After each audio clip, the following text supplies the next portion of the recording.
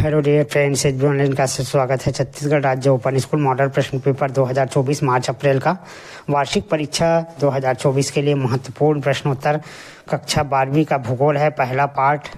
इसमें से कम 40 से 50 नंबर के सवाल अवश्य आएंगे दोस्तों, 50%।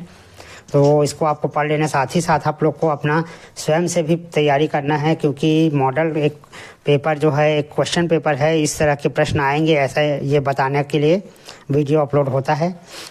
पहला प्रश्न है, भूगोल शब्द का प्रयोग किस विद्वान ने किया था? तो रेड कलर में आंसर लिखा हुआ है इरेटास्थनीज, रीटर, हेम्बोल्ट, रेडचेल। भारत का कौन सा द्वीप प्रवाल जीवों द्वारा बना है? अंडमान, निकोबार, लक्षद्वीप, बेस। तो सही आंसर है लक्षद्वीप। प्रश्न तीसरा है, समुद्र के जलीय धरातल पर अधिकतर तरंगों का मुख्य स्रोत क्या है? पवन, ज्वार भाटा, भूकंप, घनत्व में अंतर। तो इसमें पवन आएगा। चौथा है, पार्थिव विकिरण में ऊष्मा विकृत होती है पृथ्वी से, सूर्य से, वायुमंडल से, जलमंडल से। तो सही आंसर है पृथ्वी से। फोहन पौने क्या है? नम, ठंडी, नम और ठंडी, तीनों में से कोई नहीं। तो तीनों में से कोई नहीं। खंड बाह्य रिक्त स्थान की पूर्ति करे। समुद्री जल की औसत लवणता कितनी होती है? तो 35% आएगा। दूसरा है, जैव मंडल की ऊर्जा का प्राथमिक स्रोत क्या है? सूर्य आएगा। दक्षिण भारत के राज्य में भूस्खलन का परम क्षेत्र है, तमिलनाडु आएगा। तेल शोधन का कार्य शहर राज्य में किया जाता है, बरौनी में। हिंदी खालिस्तान भाषाई परिवार से संबंधित है, तो हिंदी जो है आर्य भाषा से संबंधित है। रिक्त उचित संबंध जोड़िए। एक ठो नीचे में आ गया है, तो बम्बई हाई का हो जाएगा खनिज तेल। रेशेदार फसल में आएगा कपास और जूट। जैविक संसाधन में यहाँ पर वन आएगा। ओजोन गैस, ओजोन गैस में पराबैंगनी किरणें। और लास्ट यहाँ पर सबसे नीचे में प्रशांत महासागर में मैरियाना गर्त। असत्य सत्य बताइए। झील में बहते हुए होटल को मोटल कहते हैं, असत्य है। बिहार सर्वाधिक राज्य है, असत्य। भारत का दक्षिणतम छोर कन्याकुमारी, सत्य है। हिमाचल प्रदेश में बागान पर्वत के नीचे ढलान ऊपर होता है, सत्य है ना। ऊंचाई बढ़ने के साथ साथ तापमान गिरता है, सत्य है। पापा भात खाऊं। प्रश्न 2 से 13 तक लघुत्तरीय प्रश्न है, प्रत्येक पर 2 अंक निर्धारित है। भूगोल की 2 शाखाओं के नाम लिखिए। तो भूगोल का 2 शाखा है, भौतिक भूगोल, मानव भूगोल। मृदा अपरदन का सबसे महत्वपूर्ण कारक क्या है? मृदा अपरदन का सबसे महत्वपूर्ण कारक जलवायु है। 3 प्रकार के पठारों के नाम लिखिए। अंतरा पर्वतीय पठार, गिरिपथ पठार, महाद्वीपीय पठार। भारत के बीचों बीच कौन सी काल्पनिक रेखा है? भारत के बीचों बीच कर्क रेखा है। खाद्य श्रृंखला क्या है? समस्त जीवाणुओं द्वारा ऊर्जा का पोषण स्तर, दूसरे पोषण स्तर, क्रमिक हस्तांतरण जो है खाद्य श्रृंखला कहलाता है। लू से आप क्या समझते हैं? लू प्रबल गर्म हवाएं है जो उत्तर और दक्षिण पश्चिम भारत में दिन के समय चलती है। मानसून की परिभाषा लिखिए। तो उष्णकटिबंधीय पर्वतों के उस तंत्र को मानसून कहते हैं जो ग्रीष्म और शीतकाल में अपनी दिशाएं पूरी तरह पलट देती है। संसाधन शब्द को परिभाषित कीजिए। प्रकृति प्रदत्त उपहार जो मनुष्य की आवश्यकताओं की पूर्ति करता है, संसाधन कहलाता है। मृदा अपरदन का सबसे महत्वपूर्ण कारक क्या है? मृदा अपरदन का कारक है वनों का विनाश। किन्हीं 3 फसल ऋतु के नाम बताइए। भारत में 3 कृषि है, रबी, खरीफ और जायद। किसी एक केंद्र शासित संघीय क्षेत्र का नाम लिखिए जहां जनसंख्या घनत्व कम हो। तो अंडमान एवं निकोबार द्वीप समूह। अंतर्राष्ट्रीय होटल प्रांगण के 4 विशेष लक्षण लिखिए। सम्मेलन हॉल, इंटरनेट सुविधा के 4 साथ संचार संबंध, club, shopping mall, trading outlet. प्रश्न 14 से 19 तक 3 नंबर के सवाल हैं। अवसादी चट्टान की 3 विशेषताएं लिखिए। तो अवसादी चट्टानें अधिकांश परतदार होती है। इन पर अपक्षय का प्रभाव जल्दी पड़ता है। इसमें वनस्पति एवं जंतुओं के जीवाश्म बड़ी मात्रा में पाए जाते हैं। महाद्वीपीय निगमन तट की 3 विशेषता लिखिए।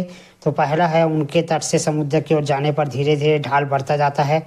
सूर्य की रोशनी महाद्वीपीय निगमन तट के छिछले जल से होकर समुद्री तल तक पहुंचकर सूक्ष्म पौधों और जीवन की वृद्धि के लिए अनुकूल स्थिति पैदा करती है। इनमें अंतः समुद्री कैनियन पाया जाता है। वर्षा के 3 प्रकारों के नाम लिखिए। संवहनी वर्षा, पर्वतीय वर्षा और चक्रवाती वर्षा। बाढ़ को रोकने के कोई 3 उपाय बताइए। तो बाढ़ को रोकने के उपाय है नदियों के किनारों पर तटबंध बनाकर पार्श्ववर्ती क्षेत्रों में फैलने वाले बाढ़ के पानी को रोका जा सकता है। वृक्षारोपण नदियों के जल ग्रहण क्षेत्र में यदि वृक्षारोपण किया जाए तो बाढ़ के प्रकोप को काफ़ी कम किया जा सकता है। प्राकृतिक अपवाह तंत्र की पुनर्स्थापना सड़कों, नहरों, रेल मार्गों आदि के निर्माण से अवरुद्ध प्राकृतिक अपवाह तंत्र को पुनः चालू करने से भी बाढ़ें रोकी जा सकती है। प्रश्न 18 है हिमालय की नदी और प्रायद्वीप भारत की नदियों में 3 अंतर बताइए। तो पहला है हिमालय की नदियाँ सदा नीरा है जबकि प्रायद्वीप नदियाँ सदा नीरा नहीं हैं। हिमालय की नदियों का उद्गम हिमानियों के पिघलने से होता है जबकि इन नदियों का उद्गम झरनों से होता है। हिमालय की नदियाँ चौड़ी घाटियों का निर्माण करती हैं जबकि ये नदियाँ प्रायः गहरी तथा तंग घाटियाँ बनाती है। सड़क एवं रेल परिवहन में 3 अंतर लिखिए। तो सड़क एवं रेल परिवहन में 3 अंतर निम्नलिखित है। सड़कें ग्राहक के दरवाजे तक सेवा प्रदान करती है जबकि रेल परिवहन की सेवाएं रेलवे स्टेशन पर आकर समाप्त हो जाती है। सड़क मार्गों को पहाड़ी क्षेत्रों के अधिक ढलान वाले भाग में भी बनाया जा सकता है। पहाड़ को बिना सुरंग बनाए घुमावदार सड़कें बनाकर पहाड़ को पार किया जा सकता है जबकि पहाड़ी क्षेत्रों में रेल लाइन बिछाना अधिक कठिन है। रेल परिवहन की अपेक्षा सड़कों का निर्माण एवं देखभाल अधिक आसान एवं कम लागत में संभव है।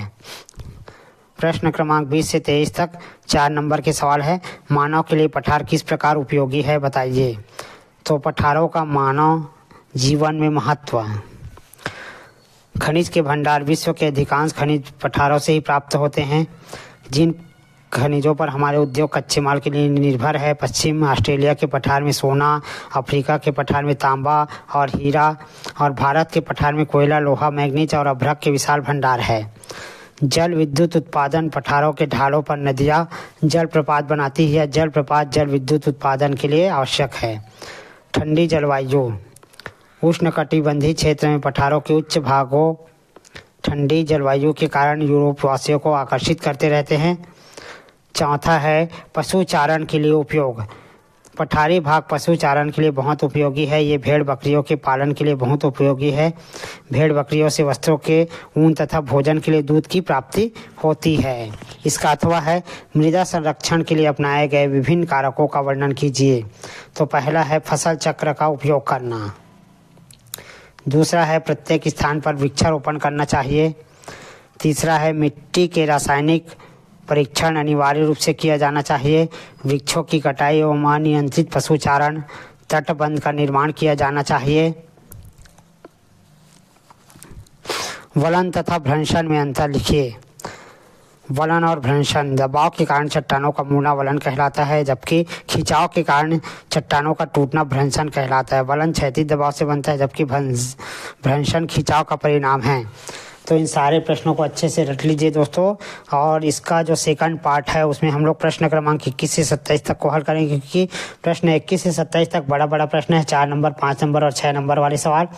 ठीक है, तो इन सारे प्रश्नों को हम लोग सेकंड पार्ट में करने जा रहे हैं, है ना। यदि आपको PDF प्राप्त करना है तो PDF का शुल्क लगता है प्रति PDF प्रति विषय 50 रुपये तक होता है। तो जितने विषय का होगा आप लोग खरीद सकते हैं PDF, या आपको वीडियो से देखना है तो आप वीडियो से भी देख सकते हैं।